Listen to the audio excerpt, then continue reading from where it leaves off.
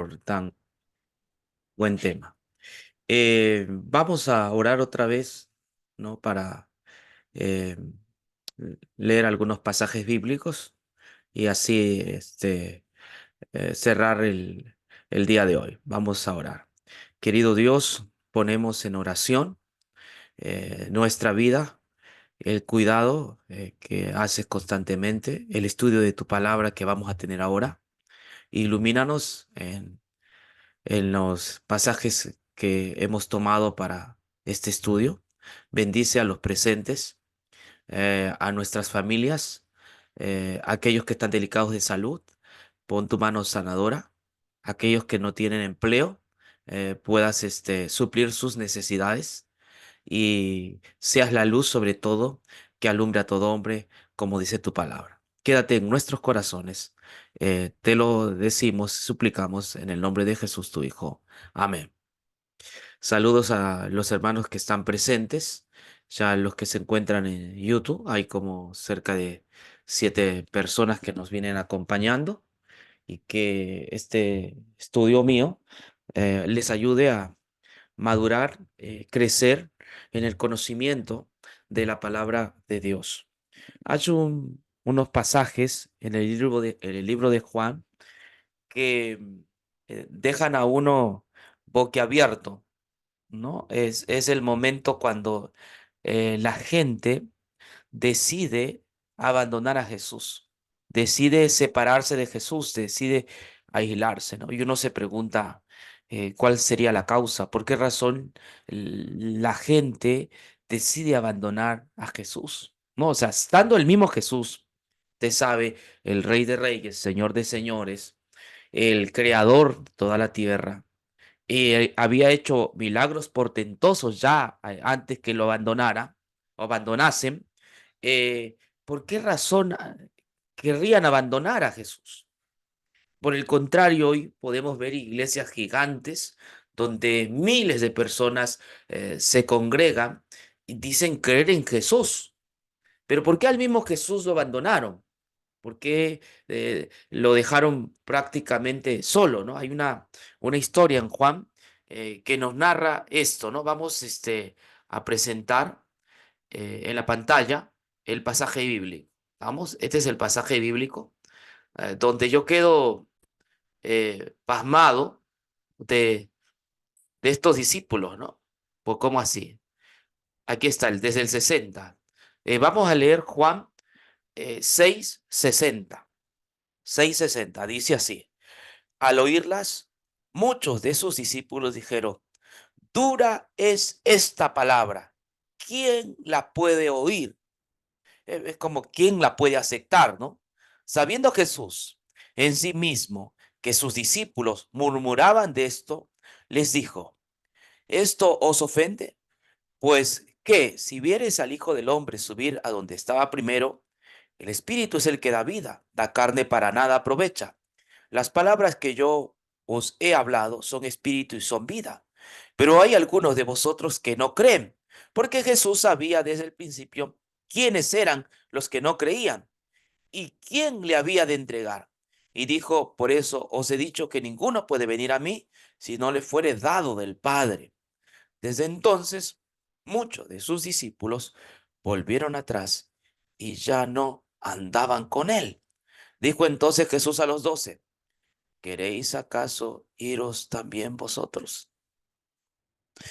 En el ministerio de Jesús creo que esta es la parte eh, más resaltante, ¿no? Estamos hablando que Jesús es un líder, Jesús es un maestro, un rabino. El rabino o el maestro tenía el poder de convocatoria, tenía el poder de la palabra, el poder de reunir, el poder de sinagogar, el poder de la asamblea. Entonces Jesús tenía ese poder, ¿no?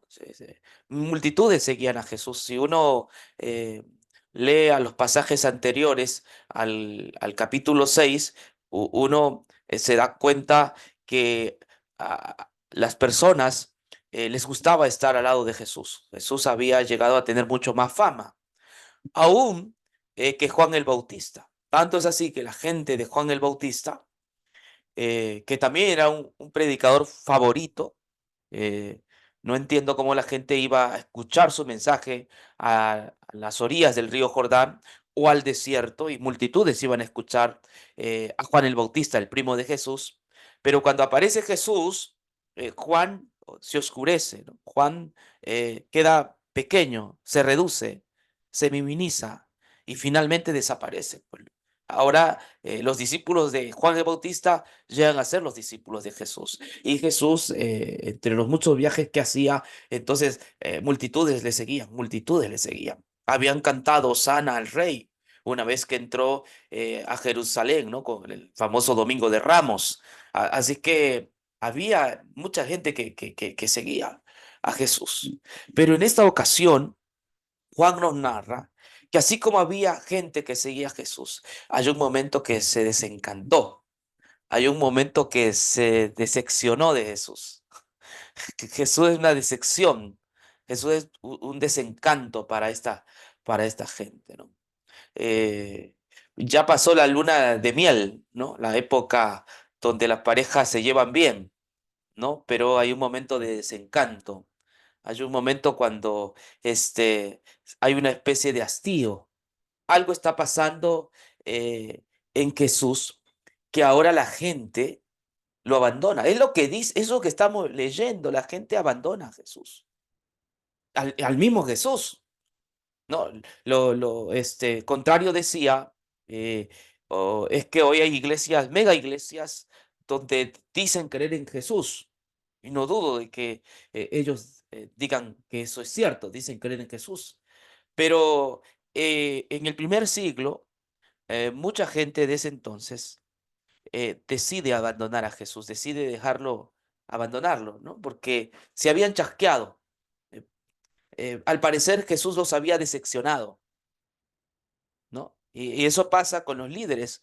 En el plano, cuando un líder tiene mucha gente, ¿no? Y comete un error, entonces lo que sigue a ese líder es el desplome de su gente, ¿no? Eso pasó con el famoso predicador Jimmy Swaggart aquí en los Estados Unidos, eh, cuando él reconoce que había cometido pecado al haber traicionado a su esposa. Después el ministerio de Jimmy no fue el mismo.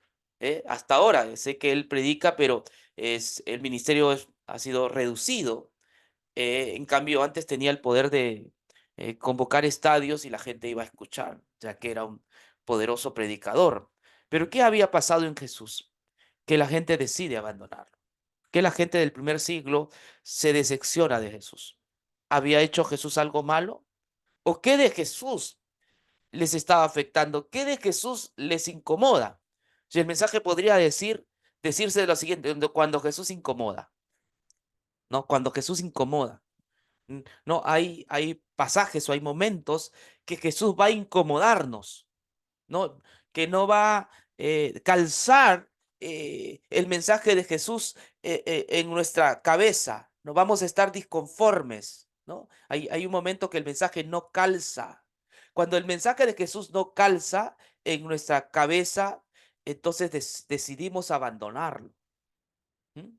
Una vez el famoso predicador Robert Brisby, un hombre que escribió bastante, un autor de mis favoritos hasta ahora, tiene libros que están en inglés, uno que se llama El patrón de la historia, muy bueno, que habla sobre Jesús desde Génesis hasta Apocalipsis, una gran obra de Robert Brisby, creo que mejor que Desmond Ford.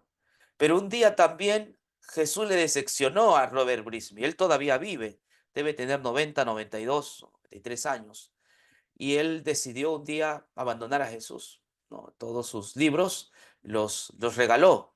Él regaló prácticamente una biblioteca entera de libros relacionados o con respecto a Jesús. Jesús le decepcionó a Robert Brisby y él decidió no apoyar más el mensaje de Jesús. Él decidió no escribir más sobre la justificación por la fe. Así que él dejó de creer en Jesús de las Escrituras para creer en otro tipo de Dios, se volvió deísta, ¿no? Deísta es aquella persona que creen en la existencia de un Dios de manera remota, pero que no se manifiesta. No hay un libro que explique acerca de ese Dios, pero bueno, existe. Pero él se desencantó con el Jesús de la Biblia. Él había amado mucho predicar de Jesús, pero luego decidió no creer. Bueno, eso no solo le pasa a Robert Brisme, sino que también a esta gente. ¿Por qué el mensaje de Jesús les pareció tan duro, tan difícil de aceptar? Un poco de creer. Eh, Primero tenemos que definir una cosa. Cuando esta gente se volvió seguidora de Jesús, era por las obras que hacía, ¿no? El primer milagro en el libro de Juan es en las bodas de Caná de Galilea. ¿Se acuerdan? Las bodas de Caná de Galilea, aquella que está escrita en el capítulo 2 de Juan, ¿sí? Allí, o capítulo 1 creo, porque ese capítulo es extenso. Entonces allí, cuando convierte el agua en, en vino, el texto dice que muchos creyeron en Jesús. Muchos creyeron en Jesús. Jesús comenzó a tener fama.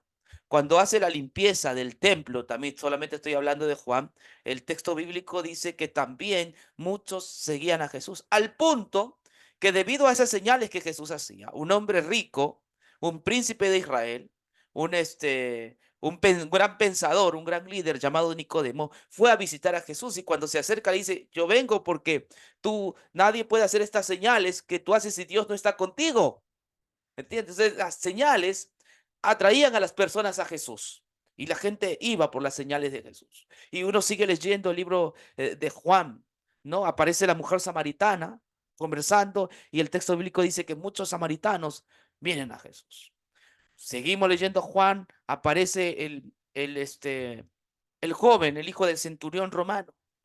Y Jesús sana a ese centurión y la gente cree en Jesús, más gente viene a Jesús. Y uno sigue leyendo el libro de Juan y aparece el paralítico de Betesda. Los que lo odiaban eran los del Sanedrín, ¿no? Los rabinos, pero la gente seguía y entonces Jesús sana a ese paralítico de Betesda y hay gente que comienza a creer en él. Y uno sigue leyendo el libro de Juan y llega al capítulo comunista, ¿no? El socialista, Jesús socialista ahí, donde Jesús da la alimentación a 5.000 personas, fíjese.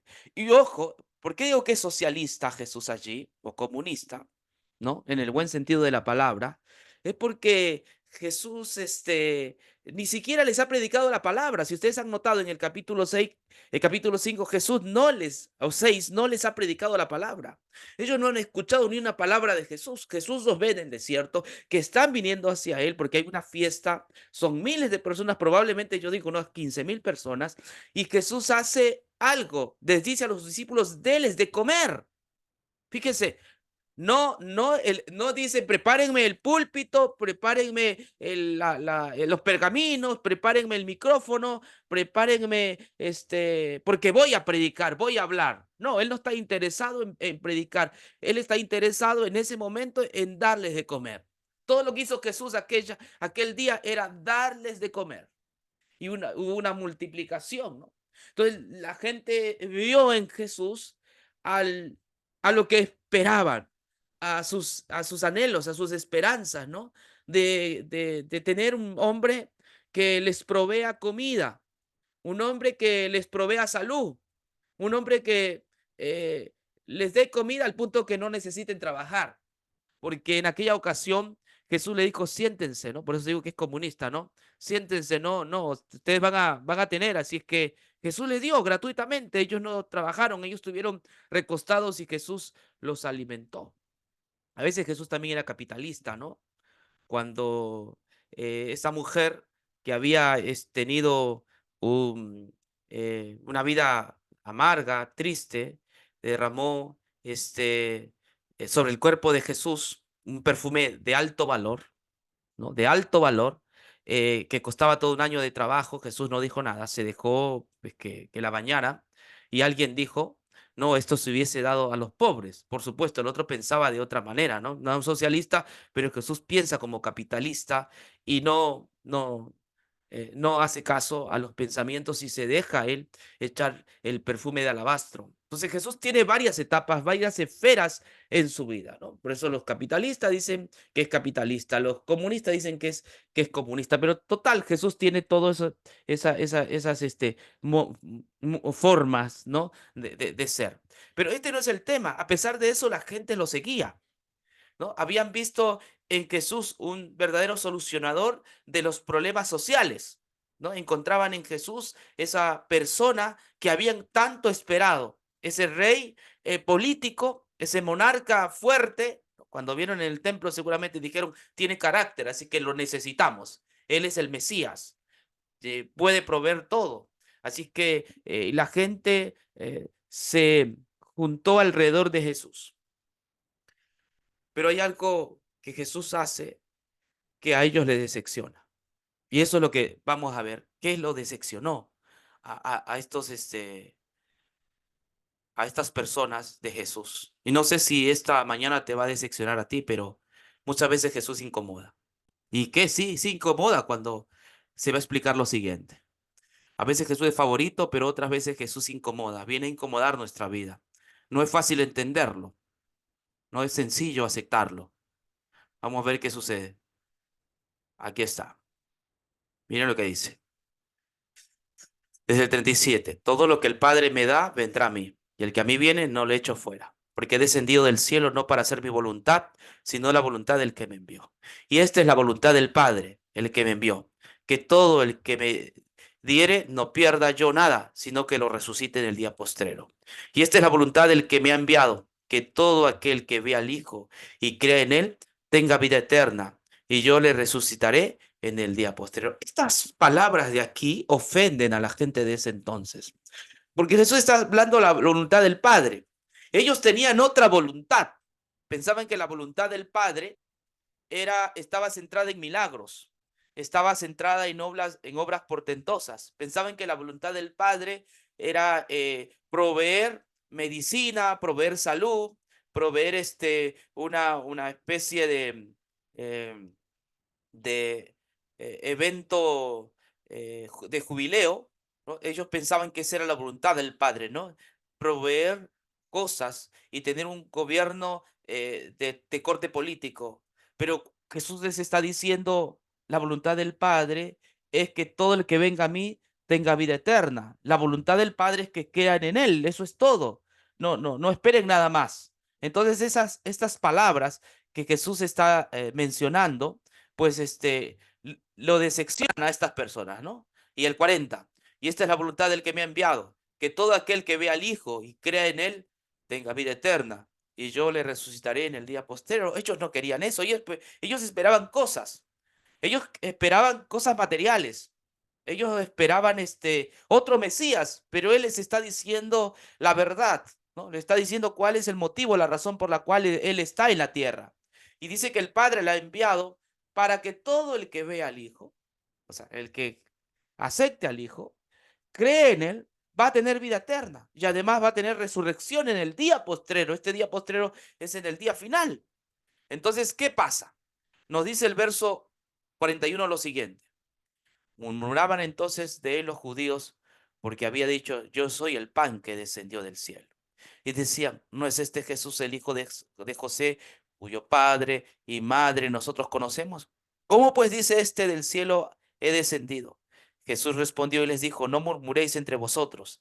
Ninguno puede venir a mí si el Padre que me envió no le trajere, y yo le resucitaré en el día postrero. Escrito está en los profetas, y serán todos enseñados por Dios. Así que todo aquel que oye al Padre y aprendió de él, viene a mí. No que alguno haya visto al Padre, sino que el que vino de Dios, éste ha visto al Padre. Claro, Jesús, ¿no? De cierto os digo que el que cree en mí tiene vida eterna.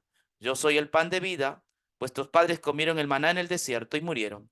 Este es el pan que descendió del cielo, para el que de él come no muera. Yo soy el pan vivo que descendió del cielo. Si alguno comiere este pan, vivirá para siempre. Y el pan que yo daré es mi carne, la cual yo daré por la vida del mundo.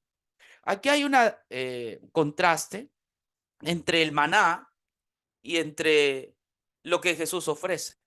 El maná era una comida material, Y ustedes saben que durante el peregrinaje de Israel en el desierto, el Señor, de manera amorosa, pasiva, proveía para las personas una comida diaria, conocida como el maná.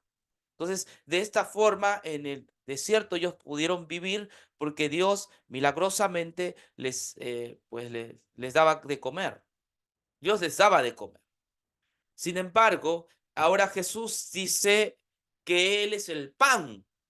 Entonces, no está hablando ya de una comida material, la que ellos recientemente Jesús les había dado, porque había multiplicado los panes y los peces. Ahora Él está diciendo que Él es el pan, su persona es el pan, su cuerpo es el pan, y que Dios es el pan que descendió del cielo, es el maná que descendió del cielo, pero no de una comida material, sino que estamos hablando de algo mucho más bonito, mucho más eterno, que es la de que Él es el pan. Pero ¿qué quería decir Jesús cuando mencionaba que Él era el pan? ¿Qué quería decir a esa gente, yo soy el pan? La gente no quería, por supuesto, un Mesías de esa manera, ¿no? Que diga que yo soy el pan. No, la gente quería un pan de verdad, no, un pan físico, es aquella que él había hecho hace poco con ese milagro de la multiplicación de los panes y los peces. Pero Jesús dice, no, no, no, no, están entendiendo de mal. Yo puedo hacer esos milagros, pero la bendición de Dios es que yo soy el pan. El que cree en mí, el que me acepta, el que me recibe, va a tener vida eterna. Entonces ellos no entendían esto, no querían captar la idea y comenzaron a murmurar, dice el texto bíblico. Pero veamos un poco más para ir entendiendo el pasaje, ¿no?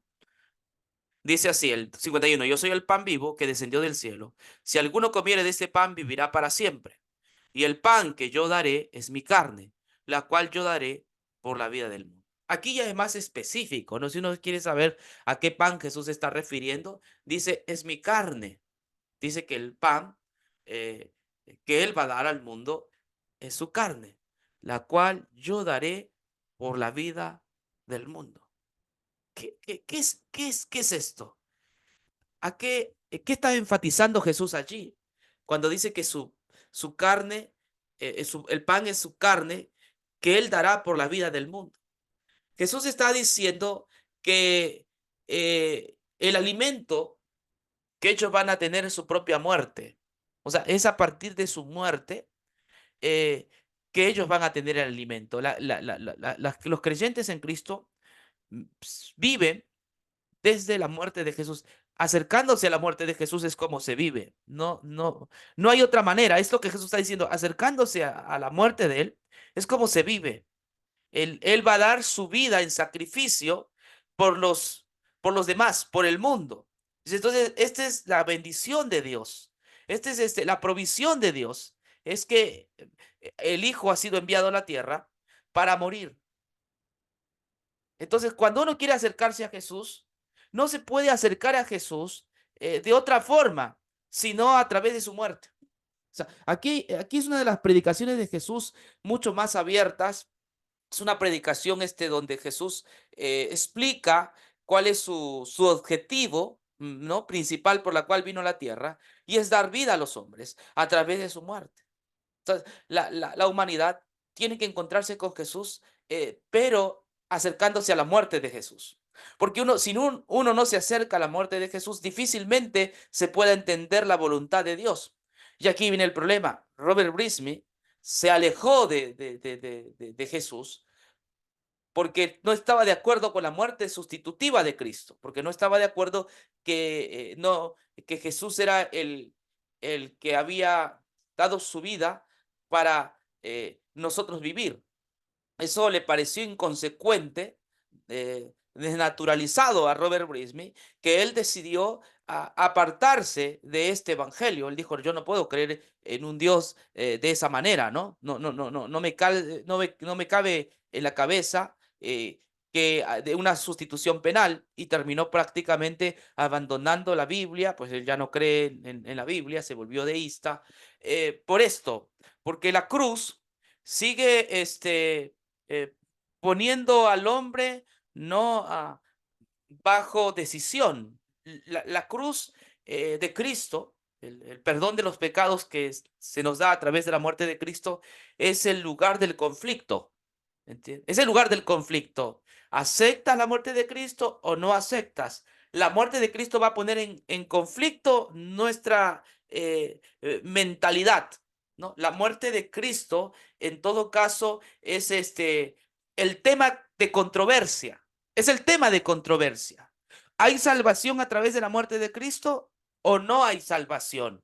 ¿O hay salvación a través de las obras? Entonces, Jesús lo que está haciendo en Juan 6 es colocando su muerte, ¿no? Como el beneplácito de Dios. Está colocando su muerte como el don de Dios. Está poniendo su muerte, su sacrificio, como la voluntad máxima de Dios. Es que si la voluntad de Dios es que su Hijo vaya a la cruz para que pueda alcanzar a los hombres y llevarlos a vida eterna.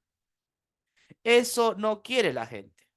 La gente quería a Jesús que provea panes y peces, a Jesús que provea vestimenta, a Jesús que provea sanidad a los enfermos, a Jesús que provea orden en el templo, a Jesús que provea amistad a las personas.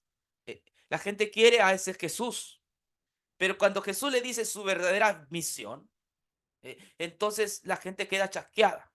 Yo no sé si en esta mañana tú quedes chasqueado, pero yo te quiero decir que leyendo la Biblia comprendí que la experiencia más grande que pueda tener el creyente es cuando entiende lo que se hizo en la cruz. Cuando el creyente entiende el misterio de la cruz, cuando entiende el gran sacrificio de Cristo, ha llegado a entender la voluntad de Dios. Mientras la gente siga cuestionando la razón de la muerte de Cristo o no entienda por qué murió, para qué murió, entonces la gente va a seguir despabilada. La única manera de entender la fe es a través de la expiación. La única manera de entender a Cristo es a través de su sacrificio. Ese mensaje de Jesús fue poderoso. Yo soy el pan de vida. El que come de este pan vivirá para siempre. El que come de este pan. O sea, eh, está diciéndoles también que no solamente es algo que se come hoy, sino que se debe comer continuamente. El creyente debe continuamente comer eh, la carne de Cristo. Es decir, estar cerca del sacrificio, estar al pie del sacrificio de Cristo, al pie de la cruz. Esta es una predicación sobre la cruz de Cristo, sobre el gran evento. Hace poco Javier hablaba de la hora de Cristo, mi hora no ha llegado. Pues esa es la hora de la muerte. Allí es donde la humanidad tenía que encontrarse con Dios. Nosotros no nos podemos encontrar con Dios de otra manera. Yo me encontré con Dios cuando entendí lo que Jesús hizo en la cruz por mis pecados, cuando vi que mis pecados fueron lavados en la cruz. Entonces yo entendí. Eso no significa que Dios no bendiga nuestras vidas con alimento, que Dios no nos bendiga con salud, que Dios no nos bendiga y provea. Él sigue proveyendo en la humanidad agua, sol, lluvia, plantas, peces. Él sigue proveyendo. Es un Señor que provee, pero su voluntad máxima, la razón por la cual vino Jesús es para morir en nuestro lugar, para que su muerte sea el único canal que nos haga llevar a Dios otra vez o de vuelta a Dios. Y Jesús está diciendo que esto no era un tema de un día, sino que este era nuestro pan diario. Cuando Jesús dice, danos el pan, hay que entender que es pan diario, es Jesús. Ese es el pan diario que la iglesia, que los creyentes deben comer. Algo más. Fíjense lo extraordinario del pasaje bíblico. Más abajo. Entonces los judíos contendían entre sí, ¿cómo puede darnos a comer su carne? Jesús les dijo, de cierto os digo, si coméis la carne del Hijo del Hombre y bebéis su sangre, no tenéis vida. Si no coméis la carne del Hijo del Hombre y bebéis su sangre, no tenéis vida en vosotros. El que come mi carne y bebe mi sangre, tiene vida eterna y yo le resucitaré en el día posterior. Aquí hay otro elemento que él añade como para explicar, porque ellos entran en conflicto. No se olvide que la cruz nos lleva a conflictos cognitivos, ¿no? Entonces, la cruz nos estaba llevando a conflictos. ¿Cómo no me puede dar a comer su carne? Entonces Jesús añade el otro elemento, ¿no? De cierto os digo, si no coméis la carne de Hijo del Hombre y bebéis su sangre, no tenéis vida en vosotros. El que come mi carne y bebe mi sangre tiene vida eterna, y yo le resucitaré en el día postrero, porque mi carne es verdadera comida y mi sangre es verdadera bebida. El que come mi carne y bebe mi sangre, en mí permanece y yo en él. O sea, eh, Jesús es más específico. Él está diciendo que la voluntad de Dios es su muerte. Él va a morir. Y que es a través de su sacrificio como nosotros podemos tener vida eterna. Pero si tú decides no comer la carne del Hijo, no beber su sangre, pues no tenéis vida en vosotros. Solo los que coman la carne y beban la sangre de Él tienen vida eterna. Y además dice, y yo le resucitaré en el día posterior. Interesante, ¿no? Ahí está hablando de la resurrección, muerte y resurrección.